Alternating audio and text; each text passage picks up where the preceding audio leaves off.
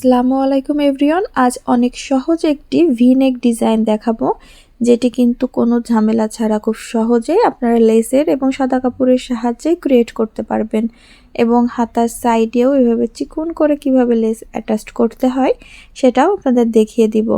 তাহলে আজকের সম্পূর্ণ ভিডিওটি দেখার অনুরোধ জানিয়ে আজকের ভিডিওটি আমি শুরু করছি। তো প্রথমেই কিন্তু আমরা টোটাল ড্রেসটি দেখিয়ে দিচ্ছি। আমরা কিন্তু এই লেসটি সম্পূর্ণ জামার ঘের দিয়ে সাইড দিয়েও কিন্তু ব্যবহার করেছি, যেহেতু সেম কালারেরই সালোয়ার আমরা ব্যবহার করেছি, অর্থাৎ কন্ট্রাস্ট সালোয়ার এখানে ব্যবহার করেছি।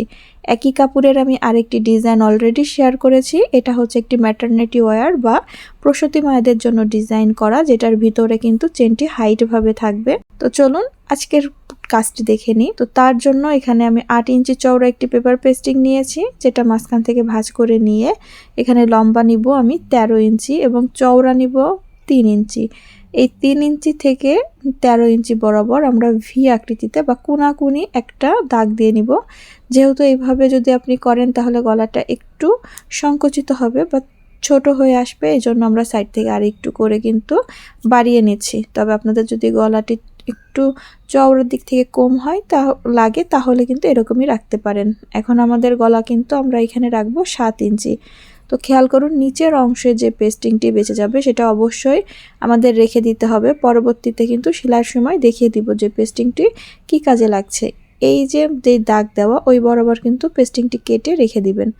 এখন আমরা চলে যাব সেলাইয়ে। এখানে কিন্তু আমরা একটি সেলাইয়ের মাধ্যমে হাতার ঘেরে সেলাইটিও দিয়েছি, একসাথে লেসও অ্যাটাচ করেছি। তো খেয়াল করুন প্রথমে কাপড়টি কিন্তু এক ভাঁজ দিয়ে পুরোটা একটা করে ভাঁজ দিয়ে নেবেন। পরবর্তীতে সেলাইয়ের সময় এই ভাঁজ বরাবরই আমরা মুড়িয়ে দিলে আমাদের দুটো ভাঁজ তৈরি হয়ে গেল।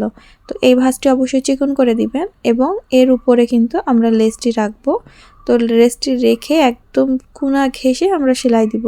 এবং একটা জিনিস খেয়াল রাখবেন যে লেস যেন সব দিকে একই পরিমাণ থাকে, মানে ডিজাইনটি এইভাবে করে সেলাই করলে কিন্তু আমাদের একটা সেলাই দিয়েই সম্পূর্ণ ডিজাইনটি হয়ে যাবে।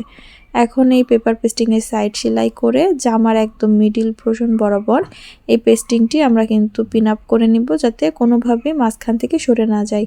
যেহেতু অনেক বড় গলা, সরে যাওয়ার সম্ভাবনা কিন্তু খুবই ইজি, এজন্য অবশ্যই একদম মাঝ বরাবর কিন্তু পেস্টিংটি বসিয়ে নেবেন, তাহলে কিন্তু গলাটি আপনাদের কমপ্লিটের পরে কোনোভাবে খারাপ লাগবে না। এখন একদম কোনা ঘেঁষে আমরা পেস্টিং বরাবর সেলাই করে নিব এবং পাশে 2 সুতো বরাবর কাপড় রেখেই কিন্তু আমরা এটা কেটে নিব। তো এই যে কাপড়টি রাখবেন পাশে 2 সুতো, সেটার জন্য খেয়াল রাখবেন একেবারে কম না হয়, তাহলে কিন্তু এই গলাটি খুলে যাওয়ার একটা সম্ভাবনা থেকে যায়। এবং একদম নিচের দিকে আমরা সুন্দর করে কাটস বসিয়ে নিব এবং সাইডেও ছোট ছোট কাটস বসাবো, যাতে এই পেস্টিংটি আমাদের পিছনের দিকে উল্টাতে সুবিধা হয়। তো পেস্টিং পিছনে উল্টিয়ে ভালোভাবে হাত দিয়ে একটা করে চাপ দিয়ে নেবেন, তাহলে সুন্দরভাবে গলাটি বসে থাকবে। এখন এই গলার নিচে আমাদের কিন্তু একটা সাদা কাপড় অ্যাটাচ করতে হবে। তো সেই কাপড় মাঝখান বরাবর একটা সেলাই দিয়ে নিলাম, দেন সোজা দিকে টার্ন করে ওই যে বলেছিলাম যে পেস্টিংয়ের কিছুটা অংশ নিচের দিকে যেটা থাকবে সেটা কেটে রেখে দিবেন। তো সেই বরাবরই কিন্তু আমরা এখন একটা দাগ দিয়ে নিব।